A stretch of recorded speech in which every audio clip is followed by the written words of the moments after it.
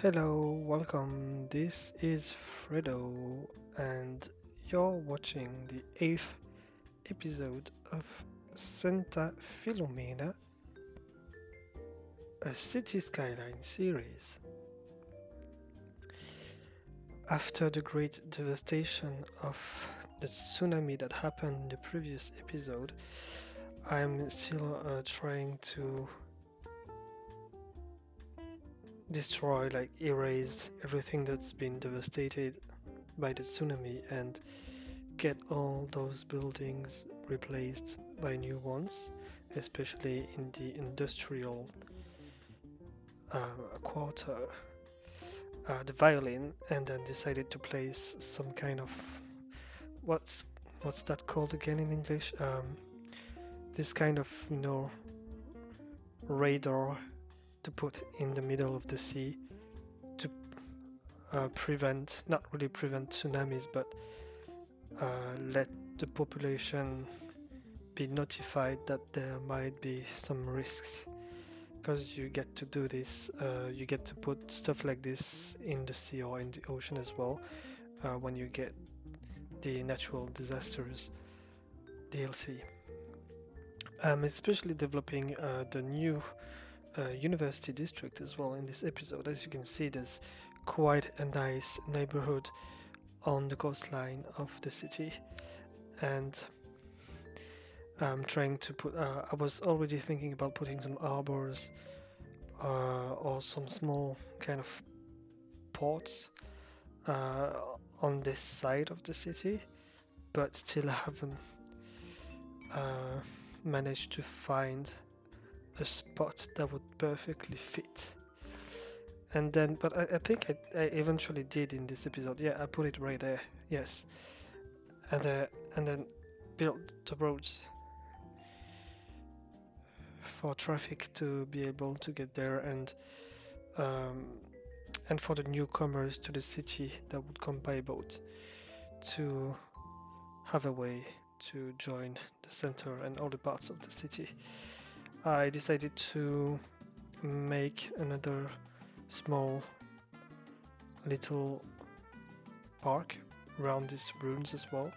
It's funny because there's quite a few like castle ruins scattered all over the map, and they pretty much came with the map. So I don't want to get rid of any of those because they seem to be like they could be some cool historical landmarks. So I'm trying to actually improve what surrounds them and turn these places into small and peaceful, quiet parks for the inhabitants of the city to enjoy.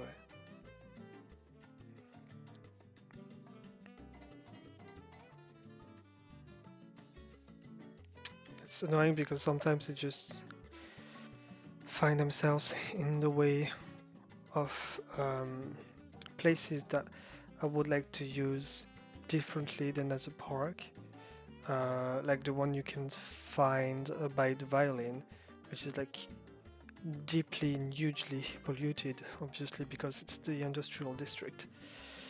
But I guess after a while, the castle ruins on that part of the city will also outlive the the industrial district of the violin. I mean, I'm thinking about keeping the violin uh, as it is, as a structure, the road structure, looking like a violin.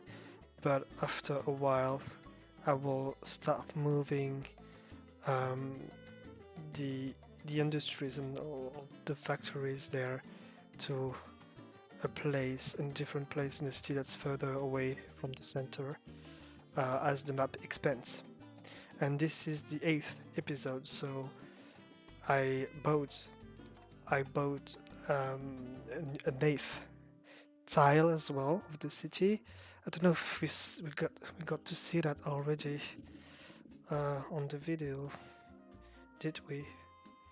I think it happened, yeah, because if I make the calculations and from the borders that I saw, that's actually 8 unlocked tiles. So I think I bought the one that was mainly covered by the sea on the west side of the city. Well, what I consider to be the west. I still don't have any compass there. I should maybe have a look and see if there's a way I could actually find one, or like get a sense of what's the actual what are the actual directions there. Um, I know you can kind of tell with the sun how it rises and sets, uh, especially on this little like Earth map on the bottom left of the screen. I guess that could be quite a good indication. But I believe there's an easy way to find this out. I would need to take a look. I don't even. I'm not even sure if I would need a mod or something. But curiously enough, for a game where you get to play on maps, the directions actually aren't. I mean, a compass actually isn't the most important thing you would need, unless you really would like to have your city, I mean the sun, sitting on rising on one specific part of the city and setting on another specific part of the place. But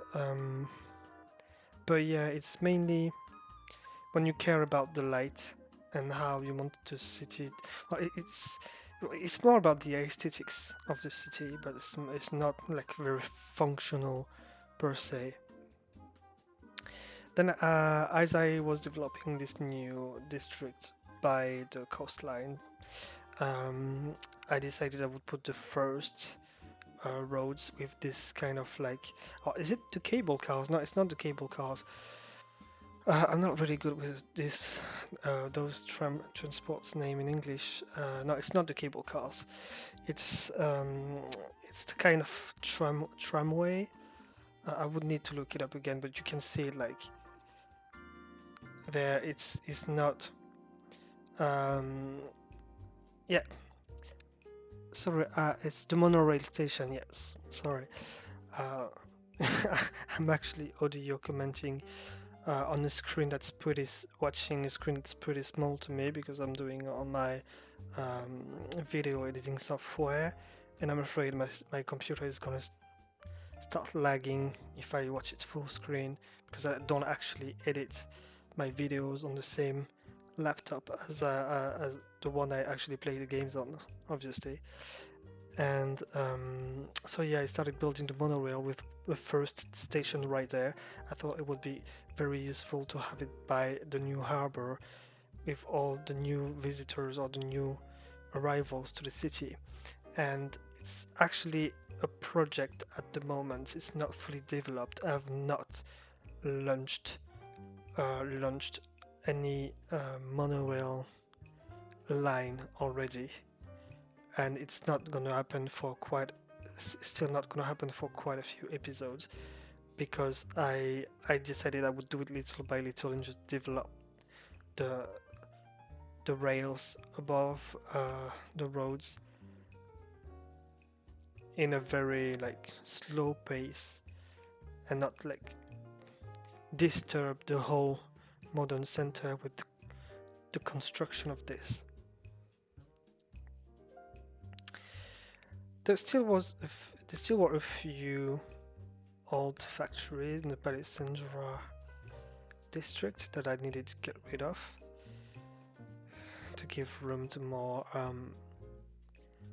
shops. And still quite a few destroyed buildings that suffered from the tsunami in the previous episode. So I actually took the chance. I had to rebuild these small parts of the modern center to put some monorails roads as a replacement.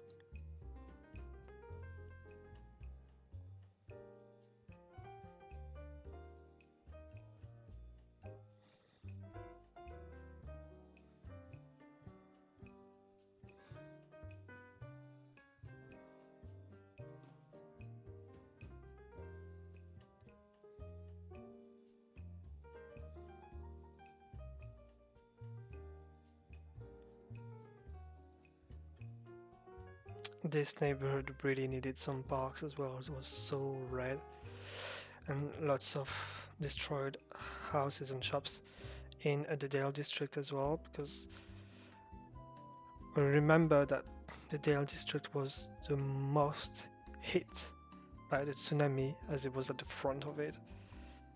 I thought it would came from that part of the city, but it turns out it came from the other side. That's why I decided I would move the university from the other side, because it would probably be safer. But it's true that the the sea is much more wide open on the side where the tsunami came from in the last episode than from the other side where the university, well, the new university district is at the moment.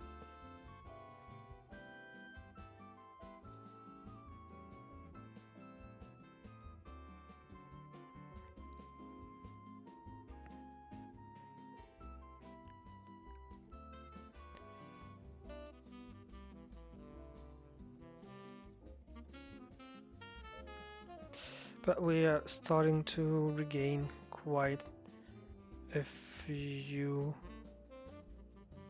inhabitants in the city, as the tsunami probably killed and made a lot, like thousands and thousands of people disappear.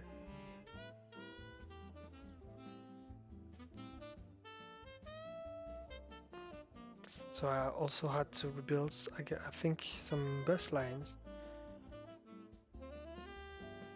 to connect the new district. Yeah, the new district with the industries. Not quite in the violin district, but the one before, which I've named the Sycamore Industries. But I'm not sure if I've actually done that in this episode or in the next one.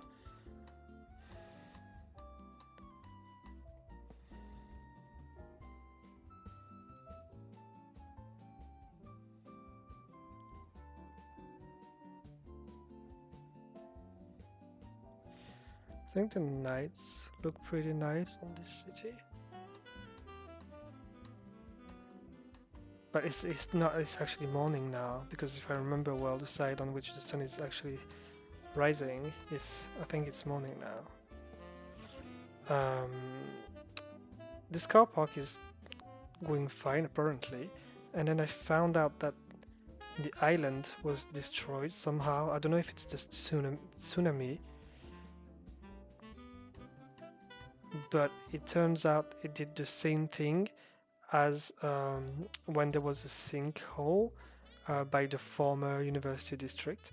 So I had to take care of this, and because I'm not very good with terrain work, terrain modifications, terrain reconstruction, I would say, leveling up the terrain, it took me a little while, but it wasn't as chaotic as the first time, when I literally had to take like half an hour off camera to actually do this, while I was literally having like a nervous breakdown, because this is kind of annoying. I don't know if it's a glitch in the game. Sometimes I would like to say it's the tsunami of the previous episode, but it very seemingly is some kind of glitch in the game that make this like very deep sinkholes happen, and it turned out to become like the source of rivers. And it's annoying because then you have to totally modify the full landscape for the source not to overload and drown like all the neighboring places. And then because one tsunami wasn't enough from the previous episode, another one came.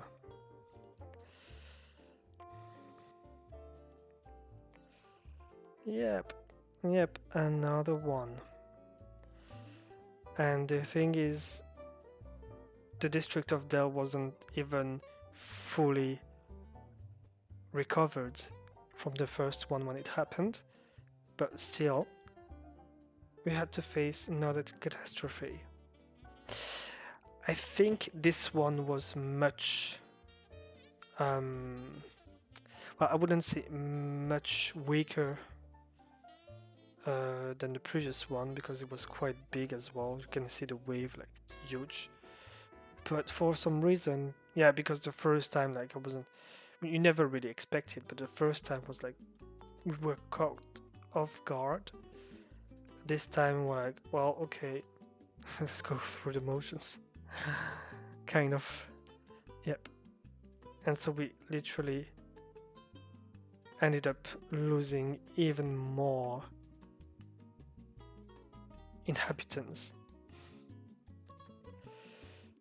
going way below 20,000, as you can see, because we are now just above 15,000.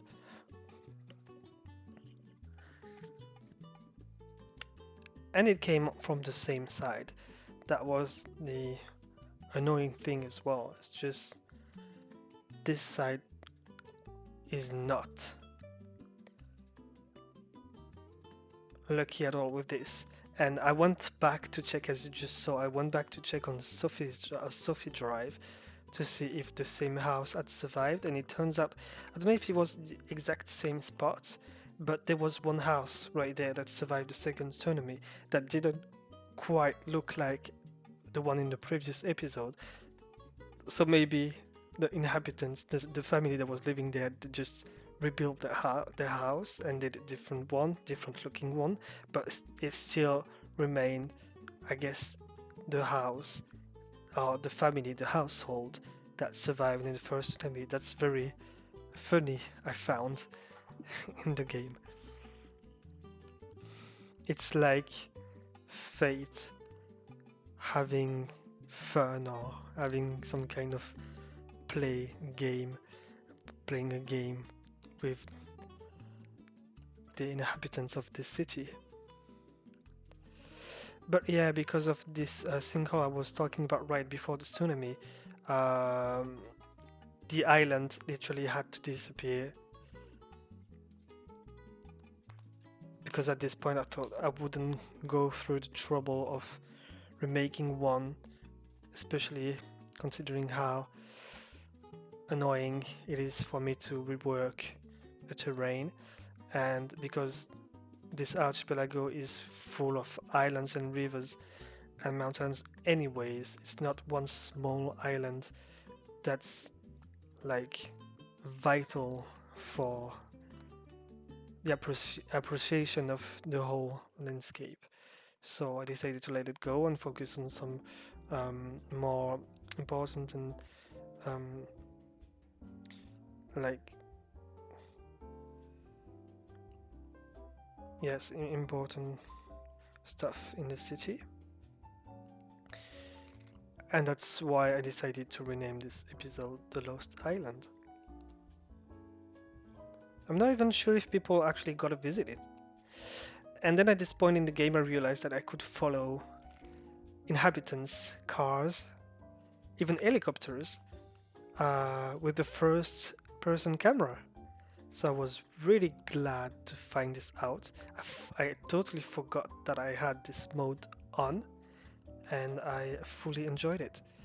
The thing is, as you just saw, when you go through tunnels, like especially underground tunnels, it looks so ugly. Like you just couldn't make it dark. You actually see below the trees, and it's like a funny. It turns out to look like you actually know you're playing a video game, because like it's the ugly parts of it that the players shouldn't get to see, but they do see, because obviously it's a mod. It's not been created by the people, the developers behind the game itself. So you can't have it all. That's the thing. Oh, I actually forgot I put a hospital right there. So this neighborhood is gonna turn out to be quite a rich one, but then it's, there's the university, the new harbor, the first monorail station. It's gonna be a bit of an extension of the modern center, and I believe it actually did become somehow the neighborhood or the district with the highest value a few episodes later, because as I was saying in the previous episode, um, I've actually taken quite um, some time to do this audio commentaries, so I'm a bit late compared to how far along I've advanced in the game. But I don't want to spoil you everything either, and you'll get to see some more surprises in the forthcoming episode.